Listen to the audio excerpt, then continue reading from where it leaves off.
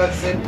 কুষ্টিয়ায় আন্তর্জাতিক সাহিত্য নিকেতনের ঈদ পুনর্মিলনী ও নতুন বইয়ের মোড়ক উন্মোচন করা হয়েছে। কুষ্টিয়া ভেড়ামারা থেকে সাইফুল ইসলামের প্রতিবেদনে দেখুন বিস্তারিত। বৃহস্পতিবার বিকেলে জেলার মিরপুর প্রেস ক্লাবের হলরুমে এ ঈদ পুনর্মিলনী ও মোড়ক উন্মোচন অনুষ্ঠান অনুষ্ঠিত হয়। আন্তর্জাতিক সাহিত্য নিকেতনের প্রতিষ্ঠাতা পরিচালক ড.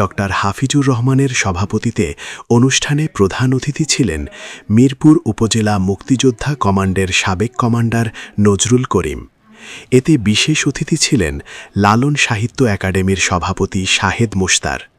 স্বাগত বক্তব্য রাখেন আন্তর্জাতিক সাহিত্য নিকেতনের জেলা শাখার সভাপতি অধ্যাপক আ.ন.ম ফজলুর রহমান।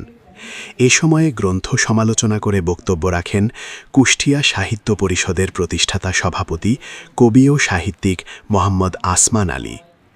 ডাক্তার কাজী আনোয়ার হোসেন বাঘাবাড়োর সঞ্চালনায় বক্তব্য রাখেন ভেড়ামারা পাঠচক্রের প্রকাশনা সম্পাদক এম জাহাঙ্গীর আলম, জাতীয় কবিতা মঞ্চের কেন্দ্রীয় কমিটির সমন্বয়ক লিপি আক্তার, আন্তর্জাতিক সাহিত্য নিকেতনের জেলা শাখার সহসভাপতি মাওলা বক্স, সাংগঠনিক সম্পাদক তামান্না তানজিল মিতা, ভেড়ামারা সরকারি কলেজের অধ্যাপক আনিসুর রহমান, খুলনা বিভাগীয় প্রেস ক্লাব ভেড়ামারা শাখার সভাপতি প্রভাষক মোহাম্মদ সাইফুল ইসলাম, কবি শেখ আক্তার, মিরপুর সরকারি বালিকা উচ্চ বিদ্যালয়ের সহকারী শিক্ষক কামরুজ্জামান প্রমুখ।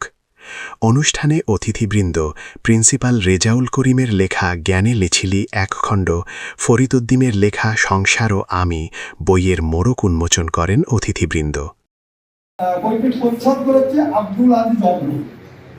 আমি প্রচ্ছদটি দেখেছি যে সংসার এবং আমি, এই সংসার আমি, সংসারের জাতাকলে পড়ে আমি শব্দটি কিভাবে পানির মধ্যে হাবুডুবু খাচ্ছে, অর্থ নিমজ্জিত।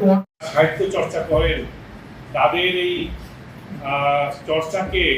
চর্চাকে আমি কি বলে সম্বোধন করব, কি বলে তাদেরকে আমি ধন্যবাদ জানাবো যে তাদের কাছে আমি অত্যন্ত নগণ্য একজন মানুষ, অথচ তাদেরই মাঝে আমাকে আজকে প্রধান অতিথি বা ওনার অবর্তমানে আমি বিশেষ অতিথি হিসাবে আপনাদের সামনে দুটি কথা বলতে নিজেকে আমি সত্যি বলছি খুব গ্লানিবোধ করছি যে আমার জ্ঞানের বহর, আমার সীমাবদ্ধতা এত এত অল্প, যেখানে আপনাদের কাছে আমাকে খুব ক্ষুদ্রাতি ক্ষুদ্র মনে হচ্ছে।